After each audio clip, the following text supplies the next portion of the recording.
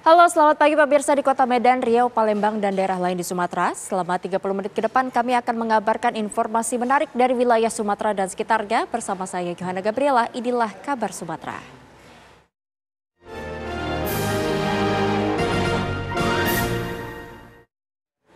Pelaku pencabulan yang merupakan guru dan kepala sekolah di Labuhan Batu ditangkap oleh aparat Polres Labuhan Batu, Sumatera Utara.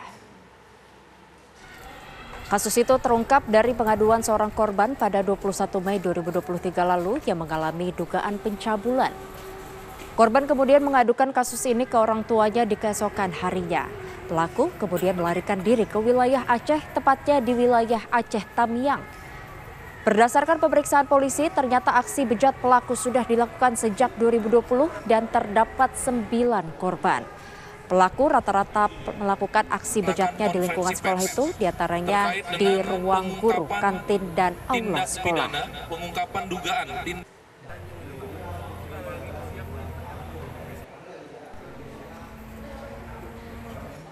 Polda Sumatera Utara melakukan penggerebekan di sebuah pergudangan yang dijadikan lokasi perjudian. Selain mengamankan 50 orang, polisi juga menyita puluhan mesin perjudian.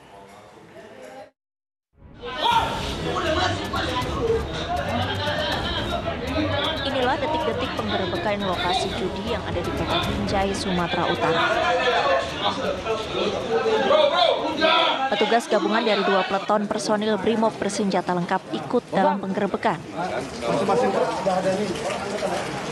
Penggerebekan yang dilakukan pada Minggu sore, tepatnya di kilometer 18 Kota Binjai ini, melibatkan tim gabungan dari Ditreskrimum, Brimob, dan Sabara. Gudang kosong ini biasa dijadikan lokasi perjudian dengan omset ratusan juta.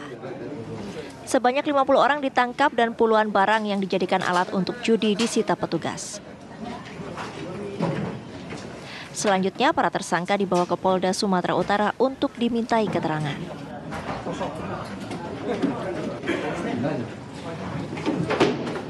Penggerebekan yang diduga lokasi perjudian. Penggerebekan itu didasarkan atas laporan masyarakat terkait dengan aktivitas yang ada di gudang tersebut. Penyidik mengamankan lebih dari 50 orang yang berada di dalam gudang tersebut sedang melakukan aktivitas perjudian, dan penyidik juga berhasil mengamankan puluhan barang bukti atau alat yang digunakan untuk judi. Dari hasil pemeriksaan sementara, diketahui ada 6 orang yang dicari karena diduga sebagai panitia dan pemilik lahan. Hingga kini, pihak kepolisian masih melakukan penyelidikan. Dari Medan, Sumatera Utara, Yoga Saputra, TV One mengabarkan. Pengadilan Negeri Agama Kota Padang mencatat terjadinya lonjakan angka perceraian pasca Lebaran Idul Fitri 2023. Penyebab perceraian memang beragam, namun dalam lonjakan angka perceraian di Kota Padang yang menjadi pemicu dari perceraian adalah acara reuni. Tercatat pasca Lebaran Idul Fitri 2023, Pengadilan Agama Kota Padang menangani kasus perceraian hingga 100 pasangan per hari. Berbeda dengan data kasus perceraian sebelum Lebaran 2023 yang hanya menangani 60 pasangan perharinya. Menurut data, kasus perceraian yang ditangani oleh Pengadilan Agama Kota Padang disebabkan oleh cinta lama bersemi kembali setelah menghadiri acara reuni. Hal tersebut menjadi indikator utama dari kasus perceraian yang ada.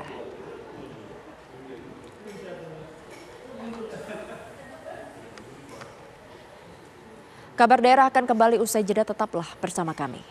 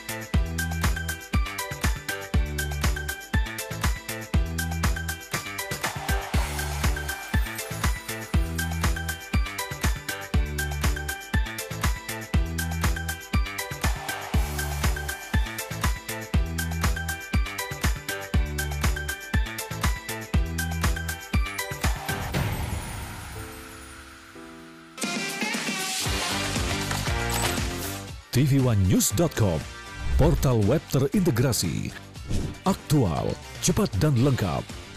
Menyajikan berbagai informasi dengan inovasi digital terkini, berbagai kanal unggulan untuk Anda kunjungi.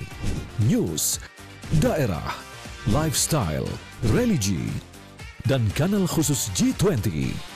TV1news.com, aktual, cepat dan lengkap, layanan konten digital terbaik untuk Anda.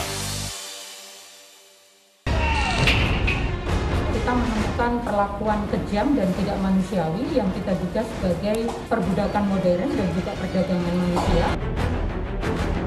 Anak saya lebam-lebam, gusiknya luka, cuma bisa minum, kemudian mata juga lebam. Hukum kita juga sudah bisa menegakkan bahwa anak-anak itu bisa tetap dihukum. Telusur di TV1.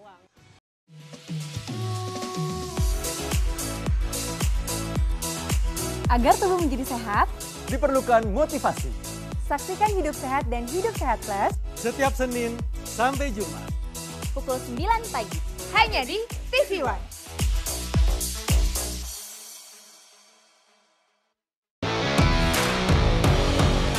Laga para petinju terbaik dunia disaksikan jutaan pasang mata.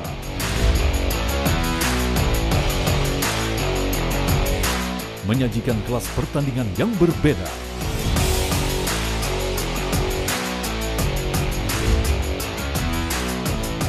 Saksikan Best World Boxing hanya di TV1. Assalamualaikum warahmatullahi wabarakatuh. Karena apapun yang dilakukan pemerintah, kalau rakyat tidak percaya, itu akan kehilangan trust. Saya percaya orang-orang yang duduk di pemerintahan tahu apa yang harus dilakukan. Peranan dari pemerintah daerah itu menjadi kunci memimpin untuk pelaksanaan penanggulangan COVID. Karena rumah sakit ini penuh, akhirnya tidak ada pilihan lain kecuali isolasi mandiri. Saksikan Catatan Demokrasi Selasa pukul 20 waktu Indonesia Barat live hanya di TV1. Menghadirkan informasi penting dan menarik. Kasus penularan varian Omicron di Jakarta Barat, lembaga negara kita memastikan kesehatan dan menjaga dunia yang mereka menawarkan melalui media sosial. Semua tersaji lengkap menemani waktu siang Anda.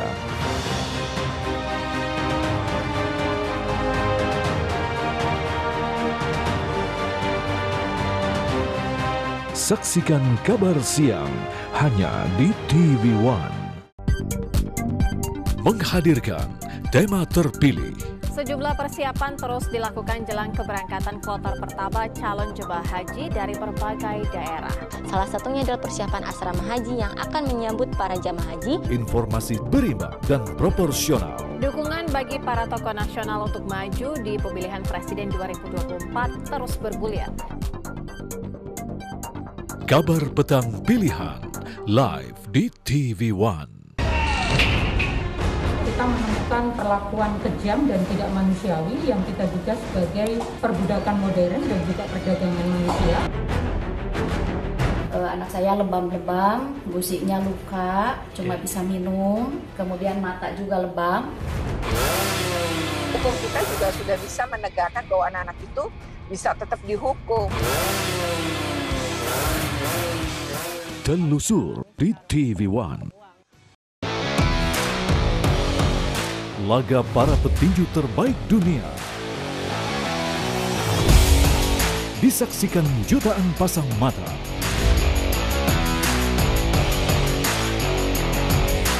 Menyajikan kelas pertandingan yang berbeda.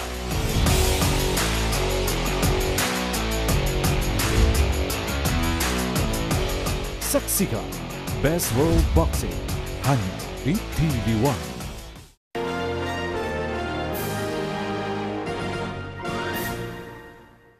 Mantan Wakil Menteri Hukum dan HAM Denny Indrayana dilaporkan ke Polda Metro Jaya, yaitu oleh LSM Paguyuban bakal calon anggota DPR dan DPRD BCAD karena membocorkan rahasia negara. Pelaporan ini dampak dari pernyataan Denny di akun sosial media pribadinya. Denny menyatakan, Denny mengklaim punya informasi dari sumber terpercaya Mahkamah Konstitusi MK akan segera memutuskan pemilu legislatif kembali menerapkan sistem proporsional tertutup. LSM Paguyuban BCAD membuat laporan terhadap Denny ke Polda Metro Jaya Senin siang.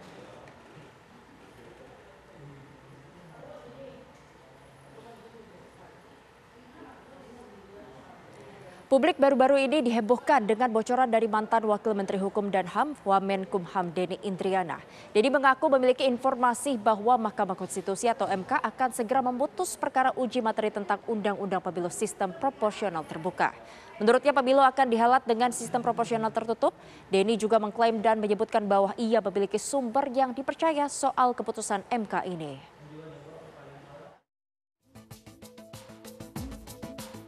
Indonesia akan segera menghelat pesta demokrasi terbesar dalam hitungan kurang dari 1 tahun. Para peserta pemilu juga sudah mendaftarkan bakal calon legislatifnya. Semua partai bersiap untuk bertarung dalam pemilu 2024 mendatang. Namun, publik baru-baru ini dihebohkan dengan bocoran dari mantan Wakil Menteri Hukum dan HAM, Wamenkumham, Denny Indrayana. Denny mengatakan bahwa Mahkamah Konstitusi atau MK akan segera memutus perkara uji materi Undang-Undang Pemilu Sistem Proporsional Terbuka. Menurut Denny, pemilu akan dihelat dengan sistem proporsional tertutup. Denny juga menyebutkan bahwa ia memiliki sumber yang sangat dipercaya soal keputusan MK ini. Sebentar lagi MK akan memutuskan konstitusionalitas sistem pemilihan umum legislatif. Apakah berubah menjadi tertutup kembali atau tetap proporsional terbuka? Informasi yang saya dapat, MK akan mengembalikan sistem pemilihan umum menjadi proporsional tertutup sebagaimana dulu di zaman otoritarian Orde Baru. Ini persoalan serius. Pertama, MK harusnya tidak masuk ke dalam sistem pemilu karena itu harusnya adalah kewenangan dari Presiden, DPR, dan DPD. Hal ini tentu menjadi tanda tanya besar jika ini memang seperti yang dikatakan oleh mantan Wamenkumham itu. Maka pemilu akan digelar dengan sistem proporsional tertutup, di mana para pemilih hanya memilih tanda gambar partai politik saja. Artinya, kembali ke sistem pemilu Orde Baru yang tentunya cara ini memiliki kekurangan. Tidak seperti pemilu sistem terbuka, di mana para pemilih bisa bebas secara langsung memilih caleg dari setiap partai. Tentang Wamenkumham ya. Iya, saya katakan kalau betul itu bocor itu salah. Yang salah satu yang membocorkan yang di dalam, saya tadi sudah kayak supaya diusut siapa di dalam yang suka bicara itu. Kalau memang sudah diputuskan, kalau memang bocor itu kan bisa saja tidak bocor. Juga Denny juga supaya menjelaskan bahwa itu benar. Dan itu nanti tentu akan terlihat dalam perjalanan waktu. Siapa yang benar, siapa yang salah. Tapi tidak boleh sebuah putusan belum diketok, sebelum putusan belum diketok itu tidak boleh bocor ke orang. Kalau sudah diketok itu harus disebarkan agar tidak ada yang mengubah. Kan itu kalau di MK itu. Nah itu aja. Menko Polhukam Mahfud MD meminta agar pihak kepolisian menyelidiki dari mana sumber yang didapatkan Denny Indrayana. Sebab sebuah keputusan tidak boleh dibocorkan karena belum diumumkan. Tentunya kami saat ini sedang merapatkan untuk langkah-langkah yang bisa kita laksanakan untuk membuat semuanya menjadi jelas. Lantas, siapa yang memberikan Denny Indrayana bocoran seputar keputusan MK itu? Dan apakah pemilu legislatif akan digelar secara tertutup? Dan apa dampaknya dari pemilu tertutup ini yang selama ini identik dengan sistem Orde Baru? Tim TV One mengabarkan. Meski tahapan pemilu 2024 sudah mulai berjalan, kepastian tentang sistem pemilu yang akan digunakan belum bisa dipastikan. Mahkamah Konstitusi masih belum memutus uji materi UU Pemilu yang meminta perubahan sistem dari proporsional terbuka menjadi tertutup.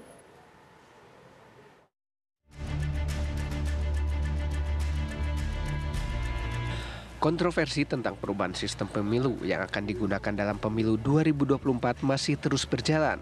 Mahkamah Konstitusi masih belum memutuskan nasib uji materi terhadap Undang-Undang Pemilu. Saat ini Mahkamah Konstitusi sudah meminta keterangan para ahli hukum menjadi saksi dalam sidangnya. Dalam waktu dekat, Hakim Konstitusi akan memutuskan hasil gugatan terkait sistem pemilu, apakah putusan tersebut tetap proporsional terbuka atau proporsional tertutup.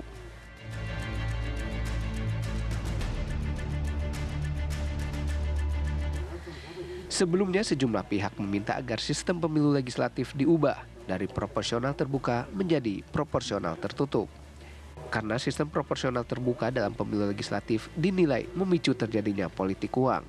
Selain itu, sistem pemilu proporsional terbuka juga dinilai sudah tidak lagi relevan untuk kondisi saat ini. Tapi sudah 3 kali pemilu, ya. Perlu juga kita cermati bagaimana sistem pemilu yang ideal bagi bangsa kita. Karena tidak hanya melahirkan wakil rakyat, kita harus melahirkan wakil rakyat yang bisa kerja, tahu fungsi-fungsi kedewanan, tahu partainya, paham betul ideologi partai. Kalau sekarang kan Mbak bisa lihat, teman-teman bisa lihat, ya, yang diusulkan partai belum tentu terjadi.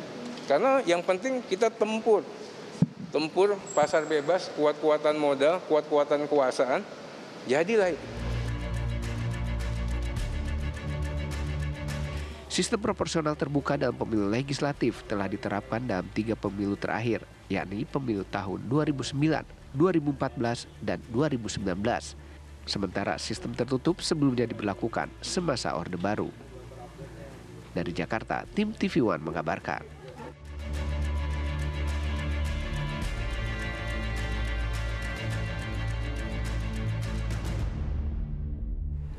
Presiden Joko Widodo mengakui akan melakukan cawe-cawe dalam urusan politik untuk kepentingan negara. Jokowi mengklaim sikapnya ikut campur mendukung sosok capres tertentu dilakukan agar pembangunan tetap berlanjut meskipun ada transisi kepemimpinan.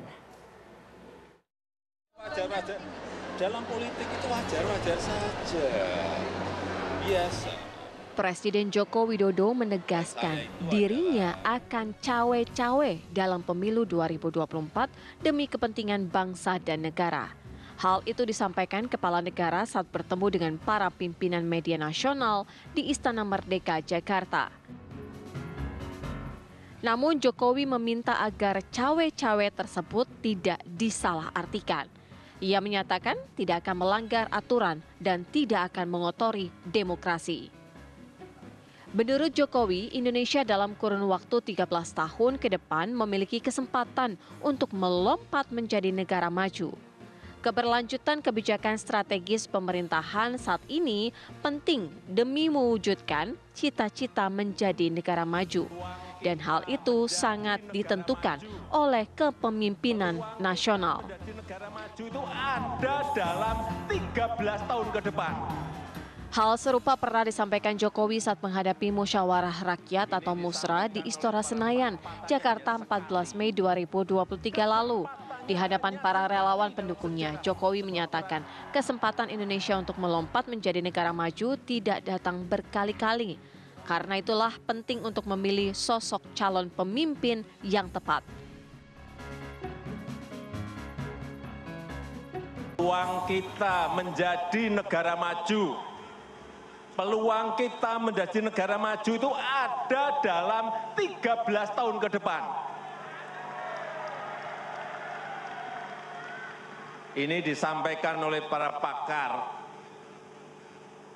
dalam negeri maupun luar. Kesempatan kita itu hanya ada di 13 tahun ke depan ini. Karena bonus demografi kita akan muncul di tahun 30-an. Dan dalam sejarah peradaban negara-negara yang saya lihat, memang kesempatannya hanya sekali. Kesempatannya hanya sekali dalam sejarah sebuah peradaban bangsa. Begitu kita keliru memilih pemimpin yang tepat untuk 13 tahun ke depan, hilanglah kesempatan untuk menjadi negara maju.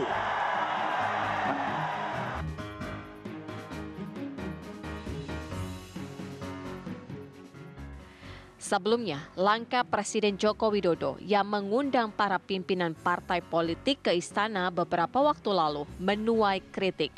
Presiden mengundang seluruh parpol pendukung pemerintah, kecuali Partai Nasdem yang telah menentukan sikap mengusung Anies Baswedan sebagai bakal calon presiden. Saat itu, Jokowi menepis kritik yang menyebut dirinya telah cawe-cawe atau ikut campur urusan parpol dalam menentukan capres yang akan diusung di Pilpres 2024. Jokowi menyatakan pertemuan dengan petinggi parpol hanya sebatas berdiskusi. Tim TV One mengabarkan.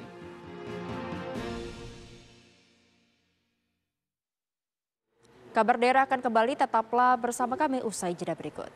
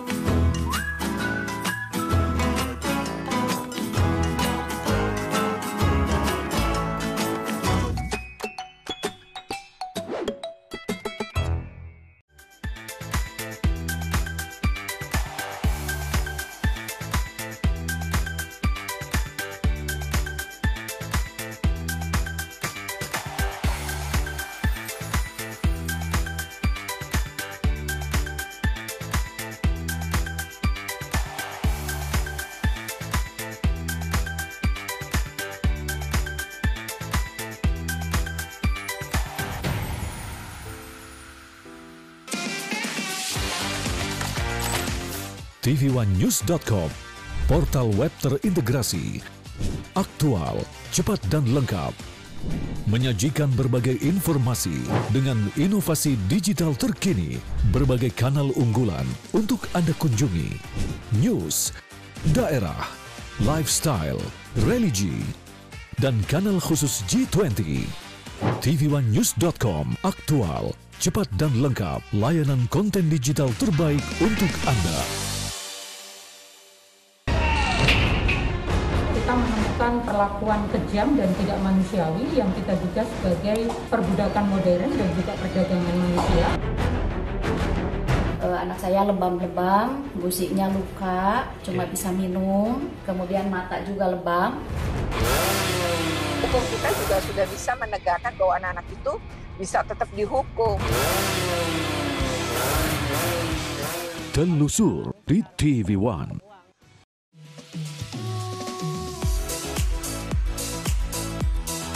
Agar tubuh menjadi sehat, diperlukan motivasi. Saksikan Hidup Sehat dan Hidup Sehat Plus setiap Senin sampai Jumat pukul 9 pagi hanya di TV One.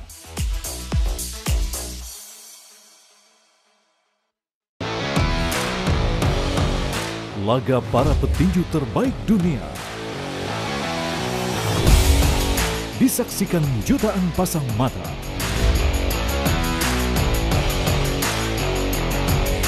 Menyajikan kelas pertandingan yang berbeda.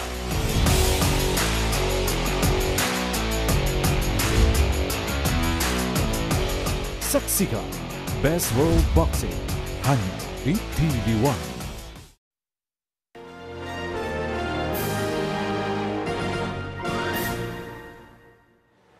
Tujuh pesawat tim Jupiter Aerobatik TNI Angkatan Udara melakukan aksi manuver udara di langit Tanjung Pinang, Kepulauan Riau. Hal ini merupakan persiapan akhir sebelum tim Jupiter Aerobatik mengikuti ajang Langkawi International Maritime Aerospace Exhibition di Malaysia. 7 pesawat jenis KT-1B Wongbi milik tim Jupiter Aerobatik TNI Angkatan Udara ini melakukan beberapa manuver di langit Tanjung Pinang sebelum mendarat di Lanut Raja Haji Fisabilillah Tanjung Pinang, Kepulauan Riau. Salah satu manuver udara yang dipertontonkan kepada warga Tanjung Pinang yang datang adalah manuver Arrowhead, yaitu manuver dengan formasi pesawat berbentuk panah. Warga pun langsung bersorak-sorai dan tepuk tangan saat ketujuh pesawat tim Jupiter melintas di atas mereka. Manuver Arrowhead tersebut merupakan salah satu dari 12 manuver yang akan dilakukan tim Jupiter Aerobatic pada ajang Langkawi International Maritime Aerospace di Malaysia pada tanggal 23 hingga 27 Mei mendatang. Kedatangan tim Jupiter ini untuk singgah di Tanjung Pinang sebelum bertolak ke Malaysia. Selain itu, kehadiran tim Jupiter diharapkan mampu menumbuhkan minat generasi muda terhadap dunia dirgantara. Salah satunya tujuannya adalah untuk meningkatkan minat dirgantara dan kecintaan kepada TNI Angkatan Udara. Sehingga harapan kami kedatangan tim Jupiter ini bisa menumbuhkan minat dirgantara khususnya kepada adik-adik dan anak-anak muda di Tanjung Pinang. Kedatangan 7 pesawat tim Jupiter ini menjadi tontonan sekaligus hiburan bagi warga Tanjung Pinang. Pihak Lanut Raja Haji Fisabilillah membuka untuk umum bagi masyarakat yang ingin melihat dan berfoto dekat pesawat tim Jupiter Aerobatic. Dari Tanjung Pinang, Kepulauan Riau, Kurnia Saifullah, Khairullah, TV One mengabarkan. Berbagai pertunjukan kesenian dan kebudayaan Tionghoa yang dipadukan dengan kesenian dan kebudayaan lokal kembali ditampilkan dalam Festival Budaya Tionghoa di Tanjung Pinang, Kepulauan Riau. Event wisata yang digelar selama 2 hari ini menjadi hiburan bagi masyarakat setempat dan juga wisatawan luar daerah.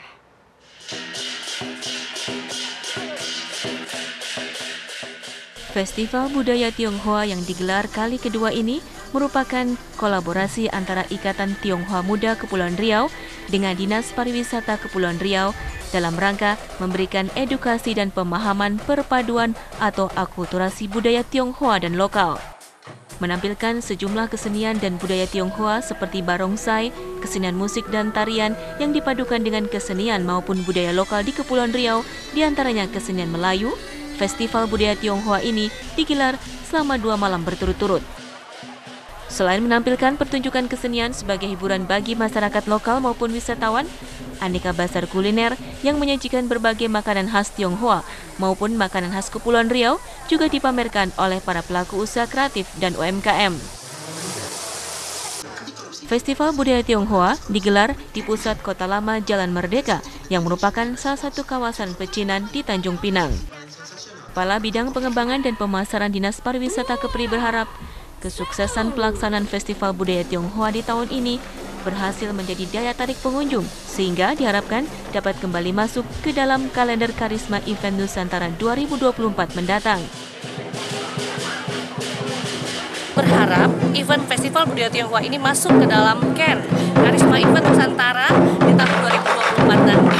Karena ini menjadi satu khazanah kebanggaan Kepulauan Riau, khususnya Kota Tanjung Pinang, yang mengangkat akulturasi budaya antara budaya Tionghoa dengan budaya lokal. Pada pagelaran Festival Budaya Tionghoa tahun ini, panitia secara khusus juga mengangkat tema tentang budaya pernikahan masyarakat Tionghoa. Ini kita mengangkat pernikahan Tionghoa, jadi sengaja kita berada di Jalan Merdeka, kita menjalan layaknya pernikahan Tionghoa. Jadi kita mempamerkan juga pakaian adat pernikahan Tionghoa dan foto-foto sejarah lainnya. Kita juga menampilkan makanan, bajar-bajar makanan-makanan Tionghoa dan non-Tionghoa, karena seperti kita ketahui kita akulturasi budaya kita kuat sangat. Festival Budaya Tionghoa tahun 2023 ini tak hanya menjadi hiburan bagi warga setempat di Tanjung Pinang, namun juga menarik perhatian sejumlah wisatawan dari luar daerah Kepulauan Riau, bahkan wisatawan dari negara tetangga yakni Singapura dan Malaysia. Dari Tanjung Pinang, Kepulauan Riau, Kurnia Saifullah, Khairullah, TV One mengabarkan.